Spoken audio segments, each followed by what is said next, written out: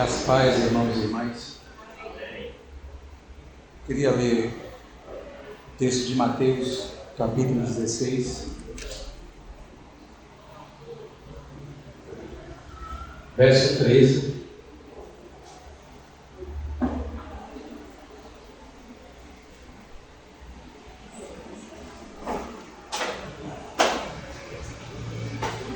Que diz assim: Indo Jesus para os lados de Cesareia de Filipe, perguntou a seus discípulos: Quem diz o povo ser o Filho do Homem? E eles responderam: Uns dizem João Batista, outros Elias, e outros Jeremias, ou algum dos profetas. Mas vós, continuou ele, quem dizeis que eu sou? Respondendo Simão Pedro, disse: Tu és o Cristo, o Filho do Deus vivo. Então Jesus lhe afirmou: Bem-aventurado és, Simão Barjonas, porque não foi carne e sangue que tu revelaram, mas meu Pai que está nos céus. Também eu te digo que tu és Pedro, e sobre esta pedra edificarei a minha igreja, e as portas do inferno não prevalecerão contra ela. Dar-te-ei as chaves do reino dos céus. O que ligares na terra terá sido ligado nos céus, e o que desligares na terra terá sido desligado nos céus. Então advertiu aos discípulos de que a ninguém dissessem ser ele o Cristo. Efésios,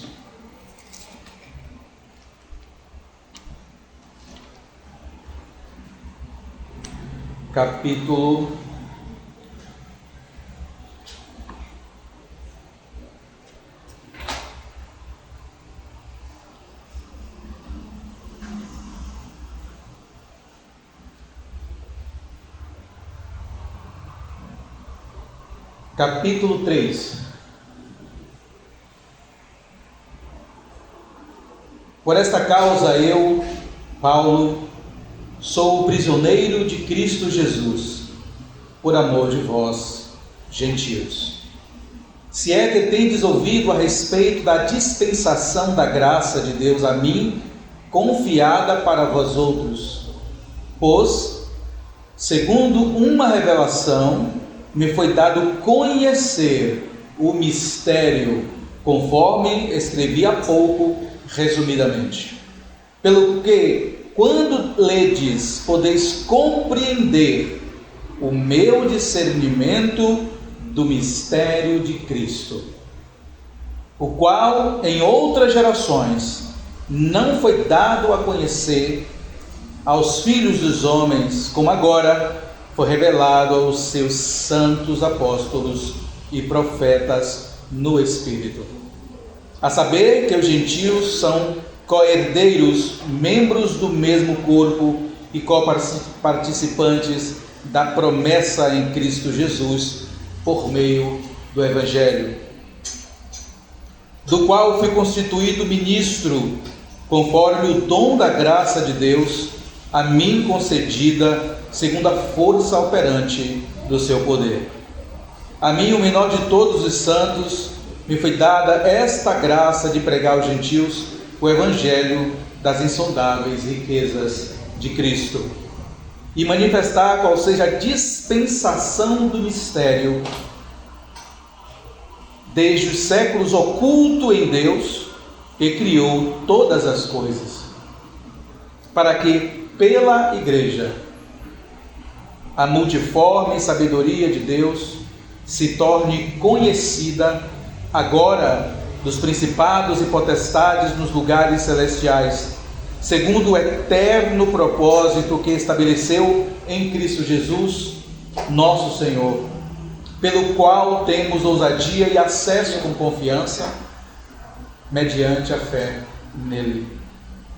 Portanto, vos peço que não desfaleçais nas minhas tribulações por vós, pois nisso está a vossa glória. Vamos orar ao Senhor. Pai querido, de nós, de fato, só há o pesar por não vermos a luz como ela é, mas pelas tuas gratas misericórdias, o Senhor ilumina os nossos corações, abre os nossos olhos, traz para o lugar a nossa mente, através do teu Santo Espírito, que nos justificou, aplicando toda a verdade do sacrifício do Senhor. Esses grandes momentos de iluminação, nós dependemos de um coração que quer ouvir e enxergar aquilo que o Senhor quer falar para nós. Por isso, Senhor, toque o nosso coração, jogue luz sobre os olhos do nosso coração, dissipe as trevas de nossa mente e nos faça ver segundo o teu coração, nos faça enxergar segundo os teus olhos. Nós não queremos olhar para ti como um profeta, como os judeus te enxergaram. Não queremos olhar para ti como alguns dos sacerdotes. Não queremos olhar para ti ainda como Elias, ou mesmo como Moisés. Nós queremos ver aquilo que o Senhor verdadeiramente é: luz para todo o mundo, luz para todo aquele que crê, vida para todo aquele que dele se alimenta. Seja conosco essa manhã, conduza aquele que ministra, como também aqueles que ouvem. Seja conosco em relação à palavra que nos edifica, à palavra que nos lava a consciência. Em nome do Senhor Jesus. Amém. Na Escritura, o Senhor chama a sua igreja de duas coisas: de lavoura de Deus e de edifício de Deus. Para enxergarmos essas duas realidades, nós precisamos conhecer a palavra e precisamos de revelação sobre esse conhecimento da palavra. É a revelação espiritual daquilo que o Senhor deixou na Escritura que nos demonstrará claramente o desejo do seu coração. Tocar no cerne da revelação não é um aspecto unicamente místico, mas é principalmente uma dependência e desejo de querer que o Senhor nos mostre o seu coração. Às vezes nós estamos lendo a Escritura, mas nós não temos o desejo ardente de que o Senhor nos mostre aquilo que é o seu objetivo. Um dos textos que nós lemos disse que eles não viram, que foi o texto de Efésios. Quem não viu? Os judeus. Eles não viram. Tem um outro texto de Paulo que diz assim, para que eles sem nós não fossem aperfeiçoados. A revelação para eles era uma revelação ainda incompleta, pois a revelação ela é progressiva, ela tem estágios que se manifestam em todo o tempo. Quando nós olhamos Adão e Eva, você percebe que o Senhor colocou eles no jardim do Éden, mas não disse a eles tudo. O Senhor os colocou ali, vinha ter com eles na virada do dia, entenda-se, ou 18 horas para nós, ou às 6 horas para nós. É um desses dois horários, não há como saber se é na virada do dia, na chegada do amanhecer, ou se é na virada do dia, na chegada do entardecer. Obviamente que a maioria concorda que é no entardecer, às 18 horas, que é a virada de dia para o povo hebreu, para o povo mesopotâmico, para o povo de Israel.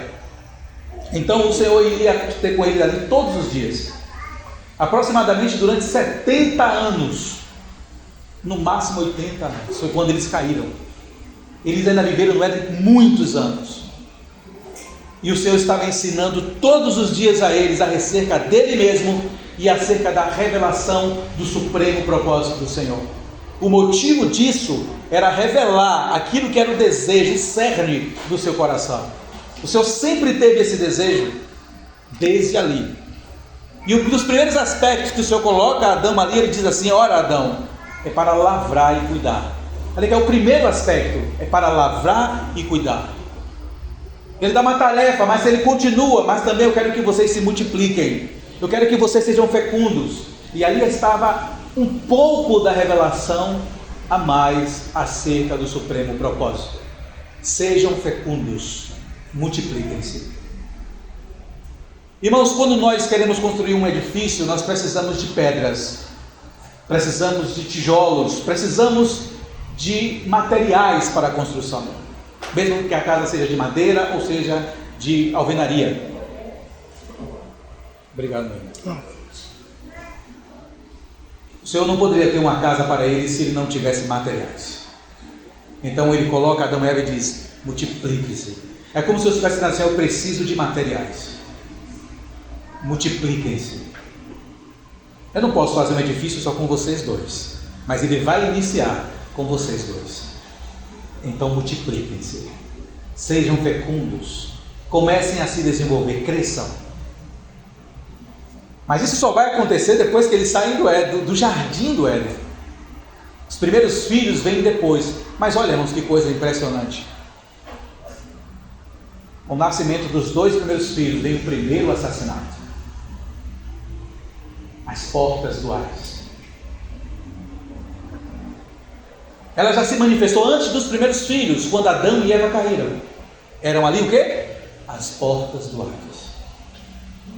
Mas quando Adão e Eva têm os primeiros filhos, o primeiro assassinato, o primeiro homicídio, o primeiro fratricídio, assassinato de irmãos, é como se o diabo sempre se colocasse como um plano de frustração, na tentativa de frustrar os planos eternos estabelecidos pelo Senhor.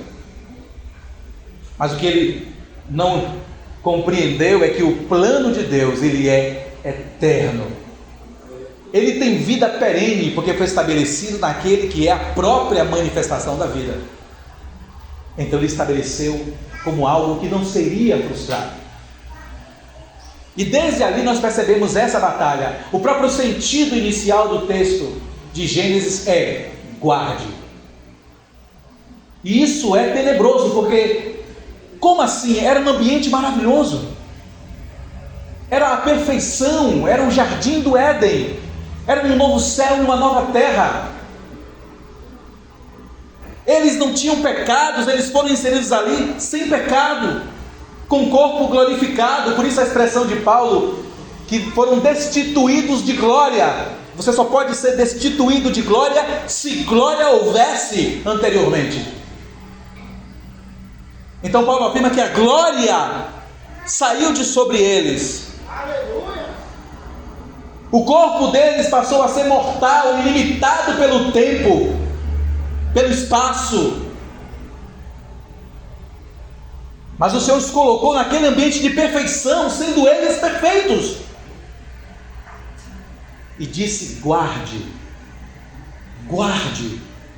Ali o sentido de batalha, o sentido das portas do Hades já estavam estabelecidos. Como diz Apocalipse, o Senhor não criou o inferno, a geena para os homens, mas para Satanás e seus anjos. Foi para isso que ele criou esse ambiente. Não foi esse ambiente não foi criado para o nosso destino. Entretanto, tornou-se depois da queda. Aquela distância abissal que foi falada por Alain e que foi aqui trazida por Eduardo. O quão longe estávamos do Senhor era a distância do inferno, inescapável de tal prisão e sofrimento eternos. Por isso diz: não havia esperança para o homem, não havia qualquer possibilidade de salvação. Mas graças a Deus, Deus sempre teve em seu coração um plano de resgate, um retorno a esse sentido eterno que ele tinha estabelecido e colocado ali: multiplicai-vos. Ele não disse para o homem se multiplicar quando o homem caiu, ele disse assim que ele foi colocado no Éden. Ele disse: cresçam, multipliquem-se. Eu não posso fazer um edifício somente com 2 de vocês. Eu preciso de pedras, eu preciso de materiais para edificar a minha casa, para edificar a minha igreja. Esse era o sentido que ele estava dando a ele ali. Mas a revelação, ela é progressiva. Então a Adão foi dado essa pista, foi dada essa porção da revelação, essa porção do conhecimento, do sentimento do Senhor. E Adão vai lá e registra isso. Aquilo que é conhecido como, o livro de Adão. E ele registrou. É o primeiro toledote da Escritura. O livro dos céus e da terra. Depois ele registra também o outro segmento do livro de Gênesis, que é o segundo toledote, também o livro dele, quando ele conta a tragédia do pecado, mas também a mão graciosa de Deus recuperando ele do pecado.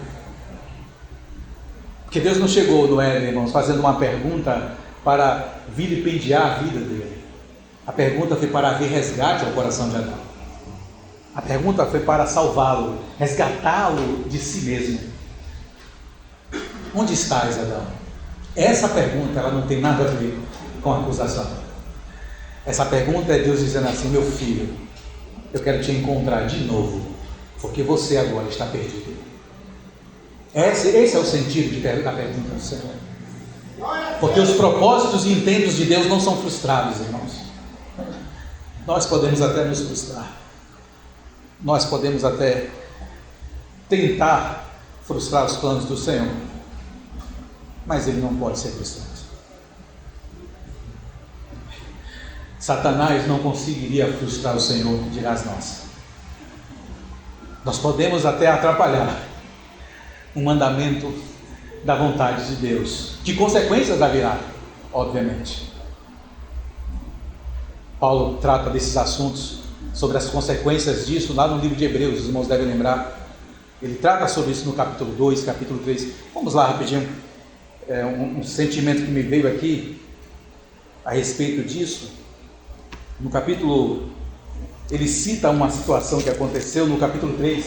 Ele diz assim: por isso, santos irmãos, que participais da vocação celestial. Olha, qual é a vocação celestial? É esse chamado da edificação da igreja. É a salvação para a edificação. Observe, a vocação celestial não é a salvação pela salvação.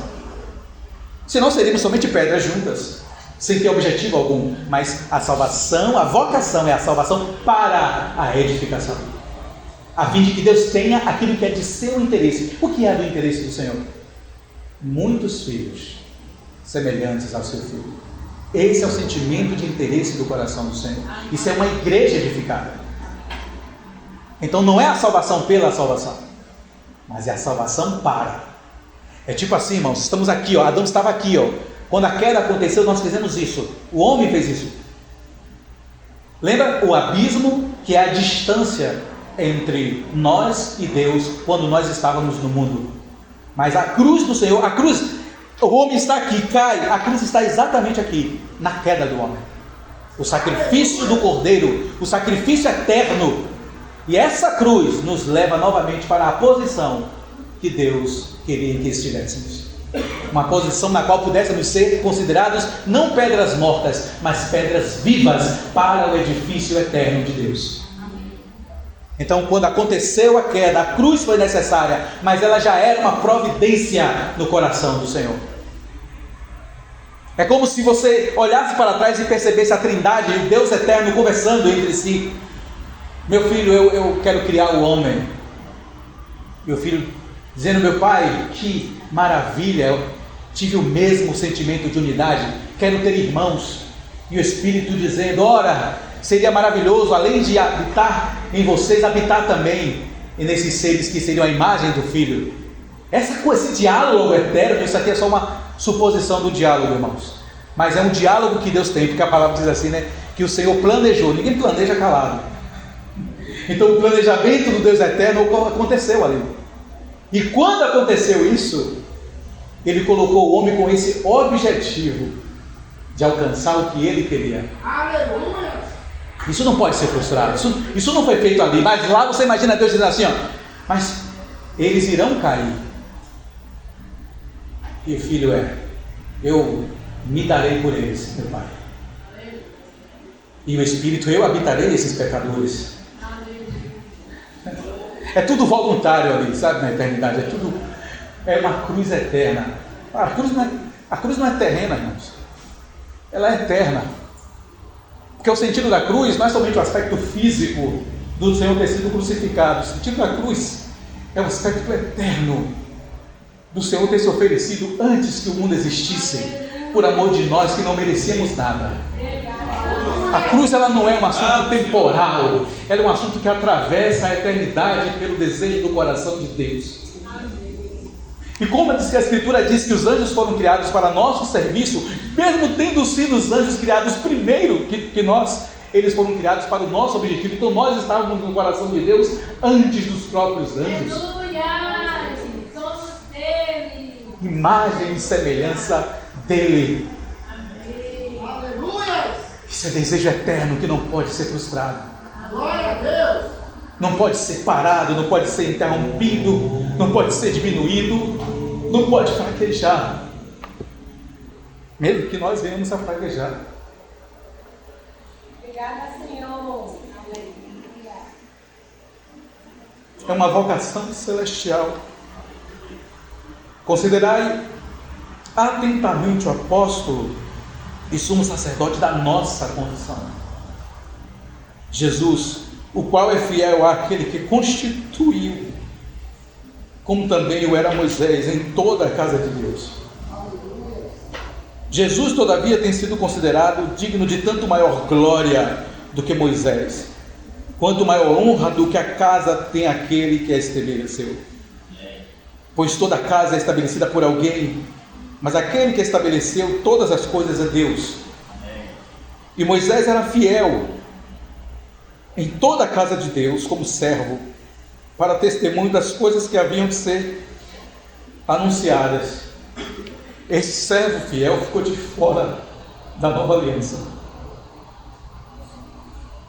Eu não sei se você consegue conceber o que está sendo dito aqui. Esse homem que a Escritura disse que era fiel não entrou na nova aliança. Esse homem digno ficou de fora. Esse homem aqui ficou de fora, irmãos. Ele não entrou. A Bíblia diz assim, o reino é tomado por esforço. O reino não é um acontecimento esporádico de nossas reuniões do domingo. Ou seria somente uma religiosidade, como acontece no hinduísmo, como acontece no shintoísmo, em qualquer religião. O reino é algo que deve ser uma realidade de habitação em nossas vidas. Um desejo ardente de que Deus atinja o seu objetivo em sua casa. Isso é viver o reino de Deus. Um desejo tão grande que o nosso desejo se torna um com o desejo de Deus. Deus não quer, irmão, somente o nosso espírito. O nosso espírito é o ponto de partida para Ele nos encher e preencher e tomar todo o nosso ser. Ele quer que a nossa alma seja uma com Ele. Ele quer que toda a nossa mente seja uma com a mente dEle. Ele quer que a nossa vontade seja uma com a vontade dEle. Ele quer que a nossa emoção seja uma com a emoção dEle. É por isso que quando você vê alguns profetas chorando, seja na Escritura, seja enquanto ministram, é o sentimento de Deus, muitas vezes. Eu estou excluindo aqui os momentos de pura emoção humana, mas eu estou colocando aqui aquilo que é o sentimento do Senhor. Sim, não é antropomorfismo. Deus tem sentimentos, irmãos. É só você ver o Espírito Santo, ele se entristece, tá, percebe? O Espírito Santo é Deus, irmãos. Deus tem sentimento. E Deus se entristeceu de ter feito o homem. Deus tem sentimentos. E não adianta buscar uma explicação estranha no hebraico. Não tem. A palavra lá é sentimento. Está relacionado a esse aspecto do seu sentir. Porque o Senhor se importa com aquilo que é o seu objetivo. E por ser o seu objetivo, Ele é bom. Lembra que Tiago diz assim a respeito do Senhor. Ele diz que aquele que sabe o que é o bem e não faz, comete pecado. Quando você chega ao capítulo 6 de Gênesis, está escrito assim: e Deus viu que era muito bom. Se Deus sabia que criar o homem e todas as coisas que ele criou era muito bom ao final. Se ele não tivesse criado, ele teria pecado. Mas ele sabia que era o quê? Bom, porque aquele que sabe o que é o bem, o que é bom, e não o faz, comete pecado. São leis universais. São leis do próprio Senhor sobre Ele mesmo. Por isso Ele é bom. Lembra que a palavra diz? Deus é bom. Bom é Deus, irmãos. Aleluia. Bom é Deus. Mas se nós, mesmo sendo maus, sabendo o que é bem, não praticamos o bem, cometemos pecado. Então ele continua e diz assim: Cristo, porém, como filho em sua casa, a qual casa somos nós. Em sua casa, a qual casa somos nós. Se guardarmos firme até o fim a ousadia e a exultação da esperança. Assim, pois, como diz o Espírito Santo, não qualquer um, mas o Espírito. Hoje, se ouvirdes a sua voz, não endureçais o vosso coração, como foi na provocação, no dia da tentação no deserto, onde os vossos pais me tentaram, pondo-me à prova, e viram as minhas obras por 40 anos. Por isso me indignei contra essa geração e disse: estes sempre erram no coração. Eles também não conheceram os meus caminhos. Erra no coração. Quando Caim assassinou Abel, ele errou aonde? No coração. É no coração, irmãos, que estão presentes de forma física. De forma física, os sentimentos emotivos e a vontade de realizar. É no coração. Por isso que quando nós estamos com raiva, você sente o coração trepidar. Quando estamos tristes, o coração doer. É o coração que transmite isso. Por isso que você percebe que na palavra existe uma relação entre o coração, a parte física, e a alma. Ora, eu quis até ir até vós, mas o vosso coração era duro, diz o Senhor, percebe? Claro que sabemos que o assunto tem a ver com a alma, mas o Senhor trata no coração. Por isso que muitas coisas estão relacionadas a Ele, porque é Ele quem traduz, é Ele que reverbera de forma física.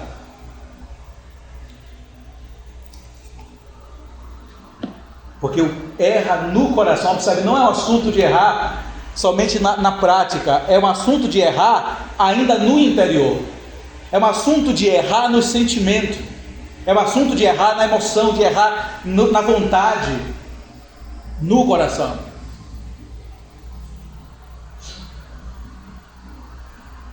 E também não conheceram os meus caminhos. Claro que o Senhor está falando na perspectiva daquela geração, e no sentido de nação, no sentido de povo, porque Moisés não errou nos caminhos do Senhor. Acabamos de ler, ele era digno. Claro, aqui quando você fala de digno, não está se referindo ao sentido que ele poderia salvar a si mesmo, não é isso. É o sentido de que ele cumpriu a vontade do Senhor. Ele abandonou tudo e foi ao Senhor. Ele abandonou as coisas e serviu ao Senhor. Moisés podia ter ficado no Egito, se ele era considerado um príncipe, cheio de riqueza, tudo, ele podia permanecer ali. Mas algo foi mostrado a Moisés. E foi mostrado, não foi de uma forma bonita. Primeiro foi mostrado de forma física para ele, né? Você imagina a confusão dele quando ele descobriu que ele era filho dos hebreus. A confusão mental. Porque a mãe dele só poderia explicar isso para ele quando ele já tivesse entendimento, para que quando criança ele não dissesse as estribeiras para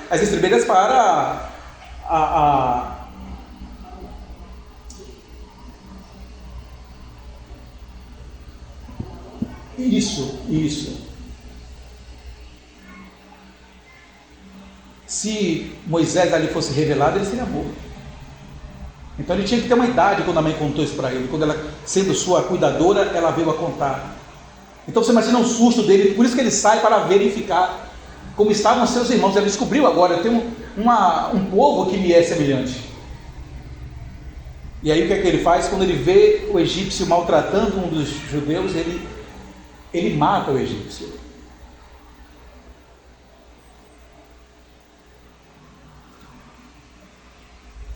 Irmãos, certas meditações em certos assuntos na Escritura requer muito tempo.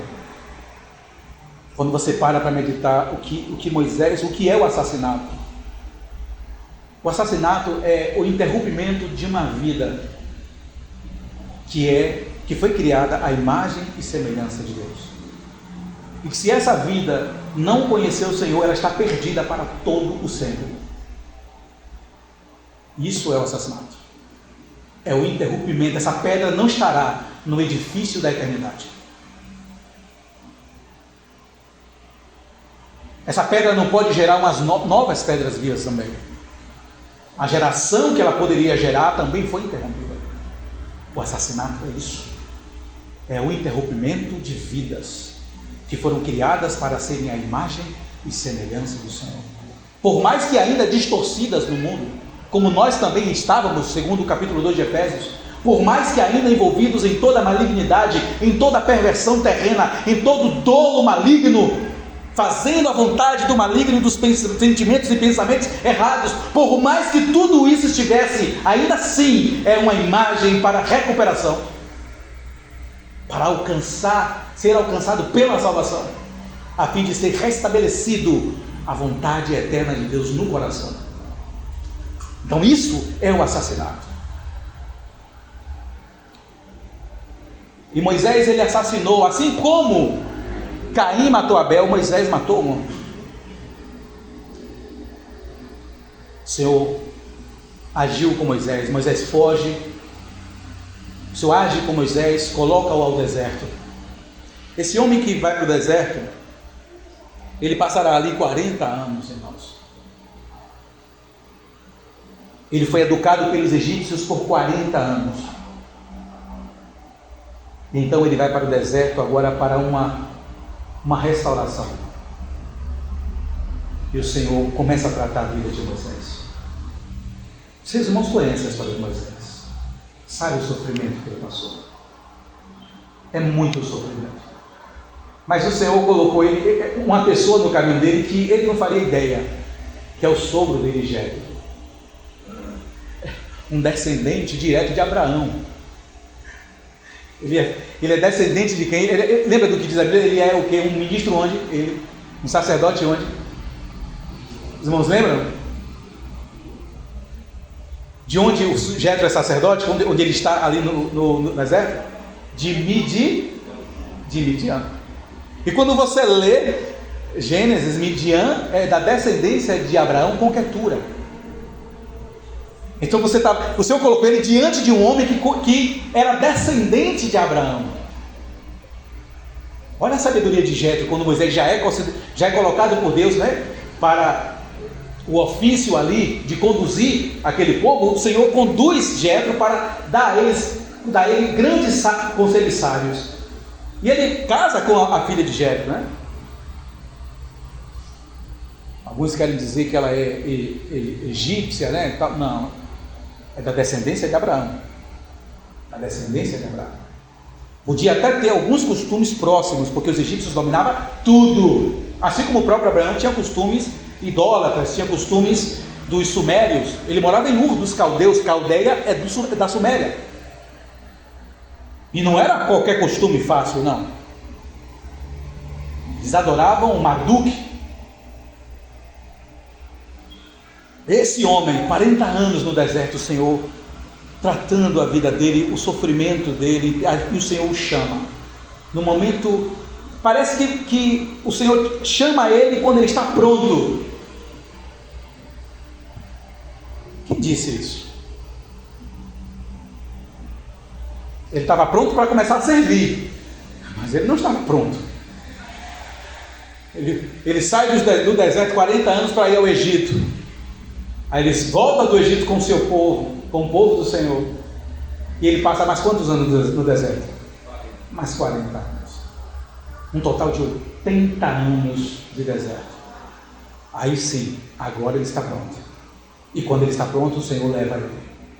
Quando ele completou 80 anos de deserto, ao total 120, o Senhor tomou ele para si. O Senhor o convocou aos palácios eternos. De onde ele veio, de onde nós viemos, de onde a eternidade ecoa em nosso coração. Como diz o texto de Eclesiastes, a eternidade ecoa aqui. Eu não pertenço a esse mundo, sabe que nós não pertencemos a isso. Nós pertencemos a algo que ficamos ecoando. Esse homem, irmãos, ele não entrou em Canaã.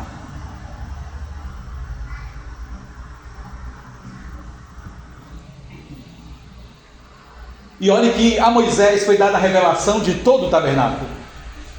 Moisés não viu o tabernáculo como é que eu poderia dizer? De maquete ao chão. Hebreus, nós precisamos entender isso. Hebreus diz assim, de que tudo que existe na terra é uma referência de tudo que existe no céu. Ele não disse parcialmente, ele disse tudo. Tudo que existe. Então você imagina ele no Monte Santo, Sinai, 40 dias lá, e ali ao estar no monte, ele simplesmente vê a planta do Senhor, porque seria impossível, irmãos, construir um tabernáculo sem ele ver o modelo. Então Deus não somente deu a ele as medidas, mas o Senhor mostrou a ele o modelo. Onde esse modelo estava, irmãos? Nos céus. Porque tudo que existe na terra existe nos céus. Quando Ezequiel recebeu a revelação do último templo que veremos, quando ele recebeu aquela revelação, ele olhou e viu no céu. Por isso que as medidas do templo de Ezequiel, elas são diferentes das medidas do templo de Salomão. Elas têm proporções distintas, porque já são as proporções de quando a igreja estiver perfeita na eternidade. Não são as medidas da figura terrena, são as medidas da realidade espiritual do que a igreja será. É aquela revelação de Apocalipse, e o anjo saiu e passou o cordel, e quando mediu ele disse, medida de anjo, digo, de homem, e os homens chegaram à medida da estatura de Cristo, a de varão perfeito. É isso, esse é o objetivo da edificação. Ele não tem o objetivo de nossos divertimentos, irmãos. Aleluia! E com isso eu não quero dizer que os irmãos não têm que se alegrar ou não têm que se divertir, não é isso. Os irmãos estão me entendendo. Ele não tem tal objetivo. Se os irmãos forem estudar um pouco a cultura daquele período em que Paulo viveu, os irmãos verão que não há muita alegria naquele ambiente. O sentido de uma piscina, que no máximo alguns dos irmãos teriam em Roma, seria a piscina pública de Roma. Ah, você não ia querer entrar ali não. Eles faziam as necessidades ali mesmo, naquele piscinão público. Eles eram até civilizados, mas eram porcos. Vejam a história dos banheiros públicos romanos. Que loucura! Por isso que se proliferavam várias doenças, várias pestes. Era uma loucura. Os irmãos andavam quilômetros para conseguir se reunir um punhado. Por isso que nós estamos aqui reunidos hoje nessa quantidade, não é, de irmãos e irmãs. Sabe por que diz ali, eles reuniam de casa em casa? Sabe quando Paulo diz, a igreja que reúne em tua casa? Eles partiam o pão de casa em casa em grupos menores, na mesma cidade. Você sabe por quê? Porque era distante, irmão. E eles não podiam se revelar. Eles não podiam dizer onde eles estavam. Eles só puderam dizer onde eles estavam quando a igreja se tornou recebida pelo império através de Constantino. A partir dali houve uma liberdade. Mas na época, lembre da dispersão, a primeira perseguição que foi inclusive mão do Senhor por permissão divina, já que eles não queriam pregar o evangelho a outros. Imagina, eles estavam impedindo, por falta de compreensão plena da revelação da vontade de Deus acerca do que era a igreja. A igreja em Jerusalém estava impedindo que a salvação alcançasse os gentios. Aí o Senhor chama Pedro, Pedro vem, mostra o lençol, olha, come. Ele, não, Senhor,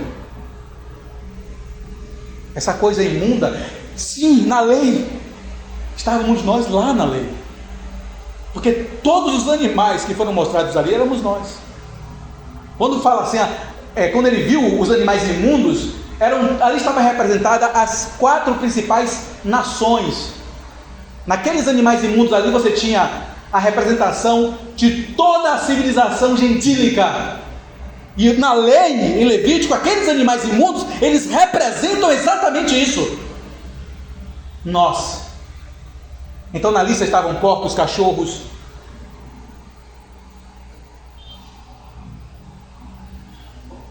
os animais que não tinham casco fendido, os animais que tinham patas, eles eram considerados animais de confusão. Os animais fendidos, o símbolo na escritura disso é que nós discernimos alma de espírito, ou seja, há um discernimento do que é o bem e do que é o mal. Por isso é casco fendido. O boi, o touro, a ovelha. Observe que esses animais eles têm casco fendido. Mas os outros animais da lista eram animais de confusão. É uma característica da Laodiceia desse momento, o espírito laodiceano. Então esse homem, o Senhor tira ele da terra quando ele está pronto. Mas olha o que diz o verso ainda 10, né? Eles também não conheceram os meus caminhos. Às vezes nós estamos falando de conhecer os caminhos do Senhor. Por exemplo, quando Israel saiu do Egito, eles foram salvos, amém? Os irmãos, prestem atenção nisso. Eles foram salvos ali. É tanto que o sangue do cordeiro nos umbrais da porta é justamente o que? A salvação. Salvação é a Páscoa, irmão. Tá? A Páscoa, a salvação. Então aquele sangue é a salvação. Então eles foram o quê?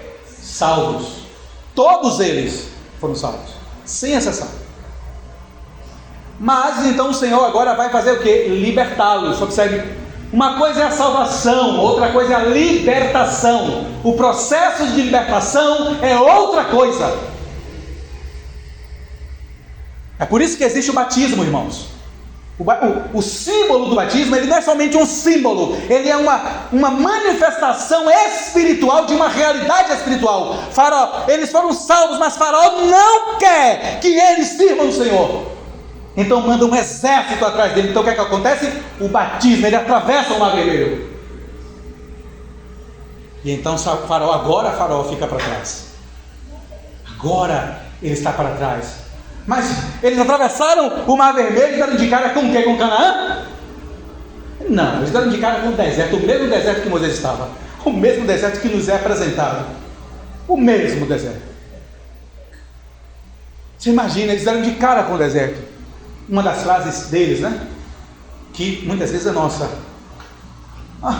Antes estivéssemos lá com o Faraó comendo das cebolas.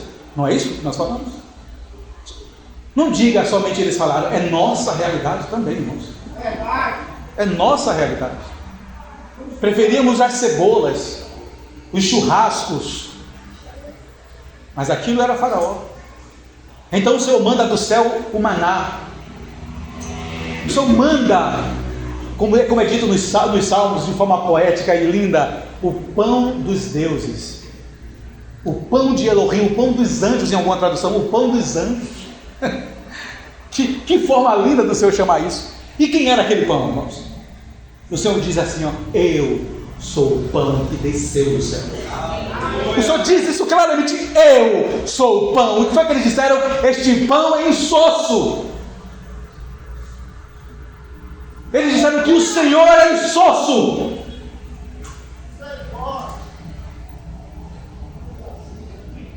O Senhor disse, aquele que não se alimentar de mim, aquele que não comer a minha carne e não beber o meu sangue, esse não tem parte comigo. Eles estavam dizendo, eu não quero parte contigo. Mas não era um assunto da salvação. A salvação já tinha acontecido, os umbrais já tinham sido passados, eles já tinham sido até libertos de Faraó, atravessado o Mar Vermelho, mas eles encontraram os problemas do deserto, as dificuldades da edificação da casa. Eles encontraram os problemas para se edificar. Sabe, na construção do tabernáculo tem um assunto das tábuas. Você sabe por que nós não caímos? Porque nós estamos apoiados uns nos outros.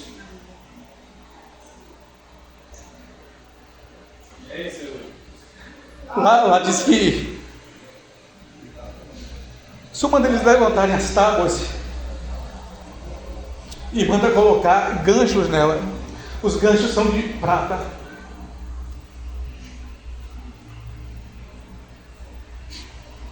Você tem prata para mim? Eu tenho prata para você? A prata da Escritura é redenção. Eu sou uma tábua redentiva para você. Você é uma tábua redentiva para mim.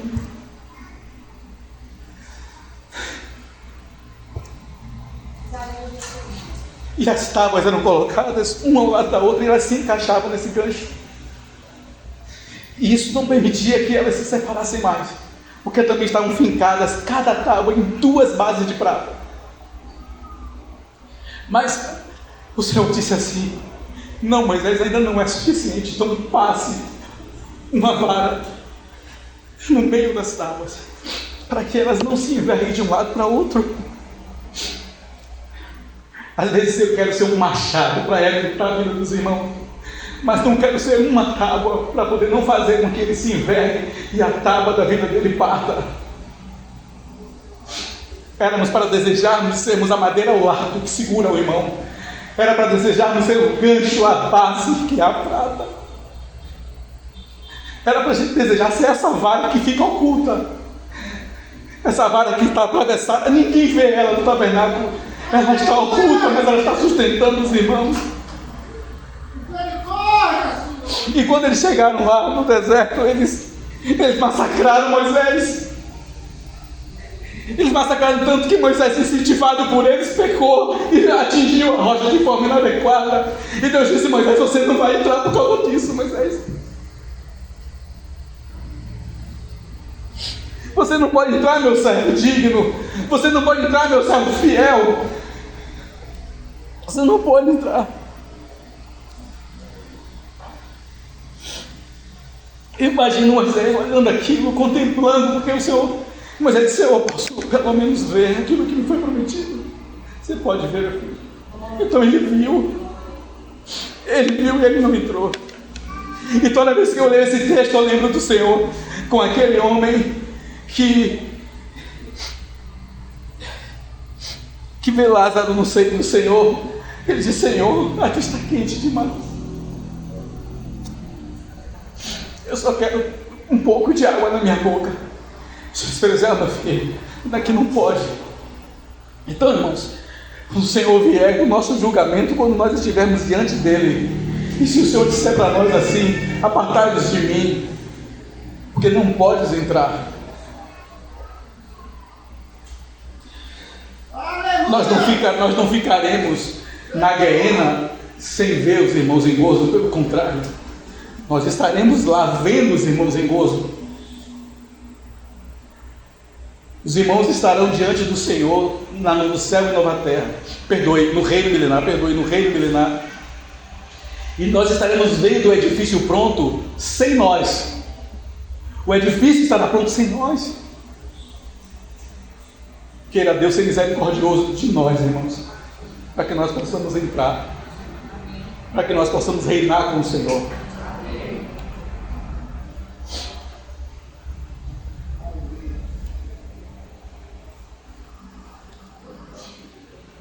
Então a Moisés foi mostrado a planta completa no monte. Então ele teve uma revelação imensa. Mas ele só viu aquela planta, ele viu a figura física, e foi dado a ele todos os detalhes dessa figura. Olha, Moisés, não faça senão segundo o modelo. Se não for fazer segundo o modelo, me diga agora, Moisés. Obedeça a mim. Faça segundo o modelo. Cada detalhe desse modelo me importa. E sabe, irmãos, nos foi dada uma planta sobre a edificação, que é a palavra de Deus. Assim como Moisés estava lá e o Senhor foi falando, ele foi escrevendo as medidas, e aquilo é estranho no sentido escriturístico da Bíblia. Você imagina que o texto de Gênesis estava fragmentado ainda, ele não tinha ainda sido unido, os toledotes. Então você imagina que eles acabaram de entrar no deserto, então está acontecendo ali o êxodo. Só que Moisés sobe ao monte e ele agora está escrevendo detalhes técnicos de uma construção. E quando ele vê aquela glória, aquilo inunda o seu coração para cumprir até o fim. É aquilo que eu disse no outro domingo. Irmãos, o que leva Paulo? Paulo está pronto para ser morto. Ele chega a dizer assim na carta para Timóteo: eu estou pronto para ser entregue por libação. Os irmãos sabem o que é uma libação? Uma libação é uma água preparada para banhar outros. Isso é uma libação. Está preparado, ele estava pronto para se derramar em sacrifício. Aleluia!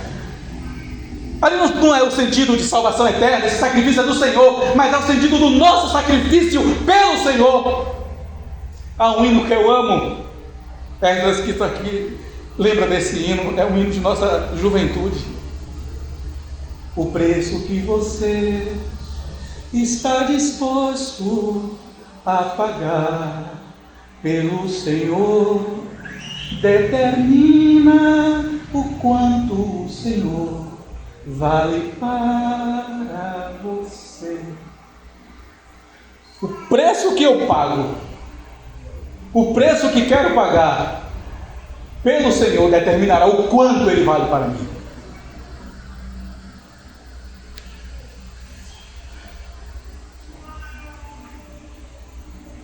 Então foi a revelação que guiou Moisés, foi a revelação que guiou Paulo, para ele no fim da vida, pronto para se derramar em sangue, quando o seu pescoço fosse cortado. Esse homem pediu, sabendo que ia morrer, os livros e os pergaminhos. Objetivo claro em sua mente: meu Deus, eu vou morrer, mas eu ainda quero continuar lendo, quero continuar te conhecendo, quero continuar vendo as coisas, enxergando a sua vontade, porque ele ainda estava no cárcere, ele ainda poderia escrever alguma coisa. Ele sabia que daquele cárcere ele não sairia, a sentença tinha sido dada, mas ele não sabia o quando ele morreria.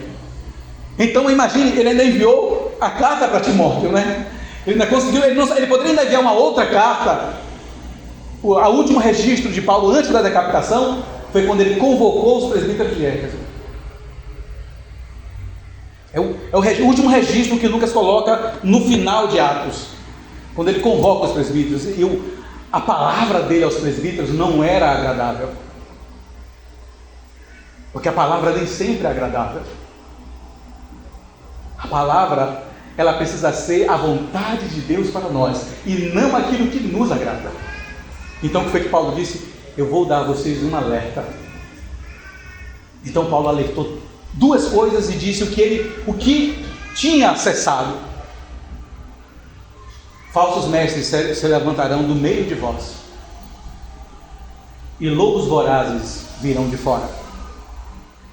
Qual é o último falar de Paulo? Eu estou livre do sangue de vós. O que ele quer dizer com isso? É que ele não ligava para os irmãos? Não. É que ele ali estava dizendo assim: eu entreguei todo o desígnio de Deus a vocês. Não joguem fora. Não façam pouco caso. Não brinquem, porque o Moisés ficou fora. Esse é o que está ali, naquele sentimento de Paulo.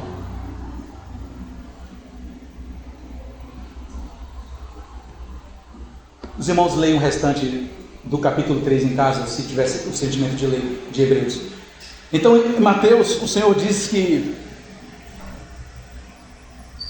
O Senhor pergunta, né? O que dizem os homens a respeito dele. E então,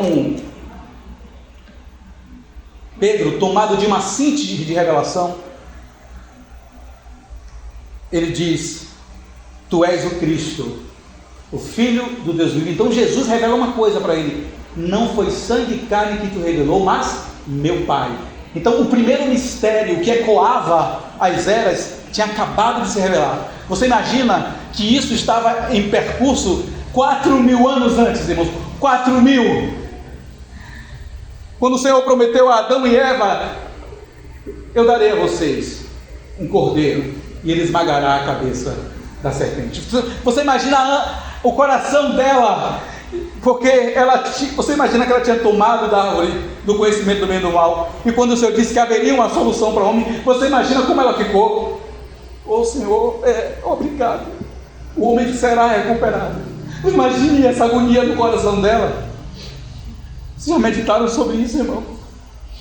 Quando Paulo escreve a Timóteo e diz assim: porque a mulher foi enganada, caindo em transgressão.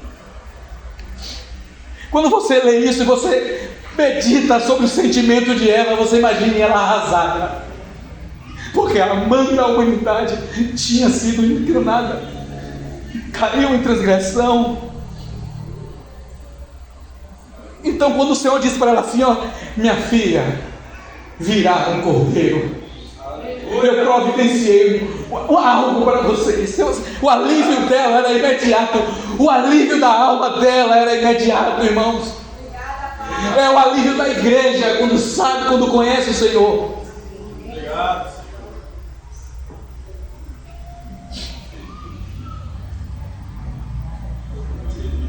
Eu sempre penso no pesar de Adão, quando Deus olhou para ele e disse assim: meu filho, por tua causa o pecado entrou no mundo. O Senhor não tinha dito essa frase ainda para Eva. Essa é uma grande discussão, mas eu quero falar do sentido mais simples sobre isso. Enquanto Adão não comeu, o Senhor não disse que o pecado tinha entrado, mas quando ele comeu, por amar mais a sua esposa do que ao Senhor. Irmãos, vocês amam mais a sua esposa do que ao Senhor? Cuidado com isso. Ame sua esposa, mas o nosso amor em primeiro lugar é ao Senhor e não a ela. É ao Senhor em primeiro lugar. Ao Senhor.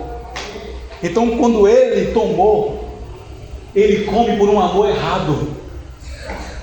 Porque apesar dele ter corpo glorioso, irmãos, apesar disso, ele ainda podia escolher. A questão da escolha não tinha nada a ver com o fato dele ser um homem glorificado ou não. Os anjos eram seres glorificados e Satanás tinha uma escolha e ele escolheu errado.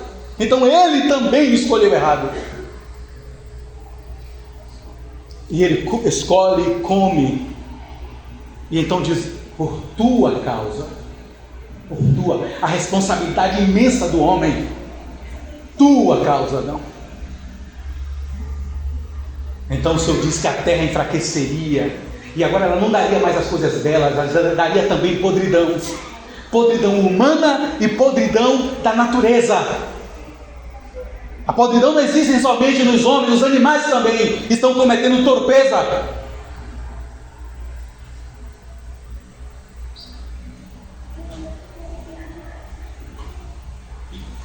Mas então vem a revelação que outrora estava parca a Pedro. Então o Senhor diz na continuação que ele edificaria a igreja. O Senhor diz a ele que um mistério tinha acabado de ser revelado, que o mistério era o fato dele ser o Cristo, o Filho do Deus vivo. A salvação prometida lá no Éden, que aliviou o coração de Eva, apesar ainda de toda a tristeza, ela estava manifestada. Quando Eva teve Caim, ela disse, lembra da frase? O Senhor me deu um varão. De fato parece que ela achava que ali era a semente, né? O texto fala de uma forma tão assim que parece que ela pensava aquilo. Ela deve ter ficado muito extasiada, mas aquela primeira semente matou a outra semente. Você imagina o desespero deles. Meu Deus. Aí o Senhor permite a eles um filho. Um filho chamado Sete. Que coisa linda, irmãos. Esse filho será obediente ao Senhor. E ele terá um filho chamado Enos, que que significa fraqueza. A palavra enos significa fraqueza. E aí lá vai dizer assim: e a partir dele, deste homem fraco, de Enos, começou-se a invocar o nome do Senhor. Amém. Senhor Jesus! Amém. A partir dali começou-se a invocar o nome do Senhor, por necessidade diante das suas debilidades, fraqueza. Aí Paulo diz o quê? Porque quando sou fraco, é que sou forte. Porque o poder do Senhor se aperfeiçoa na fraqueza. Em nossas debilidades, em nosso reconhecimento da fragilidade. Mas a revelação atingiu Pedro. Mas é esse mesmo Pedro que recebeu a revelação do Senhor. Foi o mesmo Pedro que Deus queria que ele enxergasse a revelação a nosso respeito, que tinha sido mostrada para Salomão e os sacerdotes no templo. Eu mencionei isso aqui uma vez, acho que eu vou repetir, porque repetir é importante. Quando o templo foi construído, as pedras vieram de vários lugares também, não só no tabernáculo, as madeiras vêm de vários lugares. Não tinha madeira suficiente onde eles estavam. Então as madeiras do tabernáculo vêm de várias nações diferentes. Essas madeiras representavam quem, irmãos? A nós, gentios, que não era do meio deles, que não era da descendência de Abraão, que não era da descendência de Sem, antes era da descendência da maldição, a descendência de Cã, a descendência de Jafé. Era a descendência do mundo egípcio, do mundo mesopotâmico, sumério e do mundo europeu. A Europa antiga dos grandes deuses. Então éramos sem aliança com o verdadeiro Deus. Tínhamos alianças com seres malignos, mas não com o Senhor.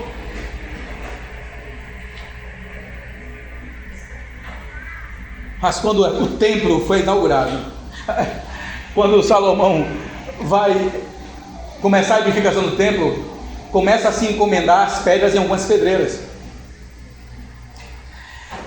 E as madeiras tinham que vir de algum lugar, e também o ouro. Oh meu Deus, irmãos. O ouro veio de mundo estrangeiro. Tem um dos lugares que Salomão recebeu ouro, irmãos, ficava no mar Mediterrâneo, na ilha de Chipre. A outra ilha próxima, na ilha do Mediterrâneo, é uma ilha, esqueci agora, de Malta. Vocês sabem as histórias dessas ilhas? As histórias dos nefilins estão nessas ilhas. Dessas ilhas saíam ouro para Salomão. Meu irmão, você sabe o que isso quer dizer, irmão? O homem, por mais pervertido que ele esteja, a salvação o alcançará, e ele será ouro na casa de Deus. Ele participará da edificação na casa de Deus. Ele pode ser um estrangeiro do mundo que for, do pior dos piores mundos, ele valerá para Deus em sua casa. Aleluia! Porque o Senhor, irmãos, edifica com pedras vivas. Ele ama as suas pedras. Com cada uma delas ele se importa. Então Salomão inaugurou, eu vou terminar, irmãos. Salomão inaugurou o templo. E um mistério aconteceu. Formou-se uma fila. Eles não esperavam aquilo. Eles pensavam que a fila ia circundar a cidade de Jerusalém, né? Ou melhor, Judá, mas a coisa foi crescendo. A fila, em vez de circundar, ficou reta. E por ficar reta, ela foi se alongando. Quando você faz a conta em média, a fila chegou próximo do Egito, no rio Nilo, próximo do Mar Morto. E você fica embasbacado com aquilo. Meu Deus, o que é isso? O que isso quer dizer? Você se pergunta, o que isso quer dizer, Senhor? Isso quer dizer que os gentios também serão salvos. Aqui você continua lendo, e lá diz que os gentios viram a fila e vieram para o sacrifício, e eles foram salvos, irmãos. Eles se juntaram à multidão dos judeus para sacrificar a Deus, o único Deus verdadeiro. Quando você vai ler um momento que Deus está muito triste com Israel, muito triste com Israel, você tem um momento lá que você encontra em uma profecia, o Senhor dizendo assim: Israel, vocês estão pensando o quê? Que só vocês me adoram? Mundos inteiros louvam o meu nome, Israel. Não é só de vocês a salvação. Era isso que o Senhor estava dizendo a eles. Já leram essa passagem na Bíblia? Você sabe quando foi que isso aconteceu? Por causa dessa fila da salvação. Meu Deus, a fila da salvação. O irmão Christian, ministrando sobre Apocalipse em uma das conferências maravilhosas, ele contou algo profundo. Ele disse que um grupo de irmãos tinha chegado em uma região muito distante, e esse lugar nunca tinha sido explorado por nenhum antropólogo, por ninguém. E quando eles chegaram lá, eles encontraram um grupo de homens adorando um único Deus. Só que esse Deus não tinha um nome específico, porque ele referenciava-se ao sol. Só que quando perguntavam a eles, eles não diziam que era alguma coisa relacionada a algum Deus que já se conhecesse. Mas era o único Deus criador, era criador de todas as coisas. Isso é o resquício daquela pregação. Isso é o resquício daquilo que aconteceu. E justamente isso é na África. O Egito fica na África, irmãos. Quando aquela fila, e aquela fila não só foi aos egípcios, porque ela passou por Bíblos, ela passou pela Síria, os assírios viram essa fila, ela passou também pelas cidades da Filisteia, eles passaram a fila passou também pelos povos que viviam abaixo um pouco da Mesopotâmia. A fila foi vista por muitos gentios. Então um dia, quando Israel desobedece o Senhor diz: vocês se acham? Vocês estão achando o quê? O mundo me louva! E toda aquela geração não entrou no descanso. Não foi só Moisés que não entrou. Somente 2 homens entraram pelas misericórdias do Senhor: Josué e Caleb. Que o Senhor seja misericordioso conosco, irmãos. Que nós que já estamos há um tempo na caminhada não venhamos a sucumbir nela. Que nós possamos se permitir ser aquecidos pelos irmãos que estão como ganchos ao nosso lado, como bases de prata, como o travessal que era erguido para que essa tábua não envergasse. O Senhor seja misericordioso com cada um de nós. Vamos orar ao Senhor. A nossa vergonha, Senhor, é que nós muitas vezes nos achamos autossuficientes, como se nós não precisássemos de ajuda, de socorro, como se não precisássemos da prata de redenção que há na vida de cada um dos irmãos. Que as tuas misericórdias caiam sobre nós e que a tua graça nos dê a força necessária para continuarmos com o coração contrito diante do Senhor, mas cheio de força espiritual. Fortaleça cada irmão e irmã aqui presente. Fortalece-nos, Senhor, a cada um de nós, e que teu Espírito Santo nos mostre no coração qual é o caminho do Senhor, dentro do Senhor, qual é o caminho do Senhor, em nome do Senhor Jesus. Amém.